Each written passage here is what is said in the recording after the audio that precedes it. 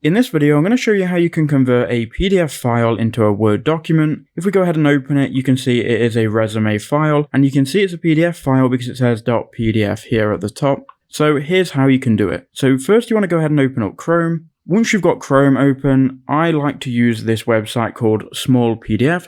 So go ahead and search for Small PDF. Once you've made that search, it will then be the first one, and you can convert your PDF here for free. So once we're on the website, you want to go ahead and click on Convert and then choose Files.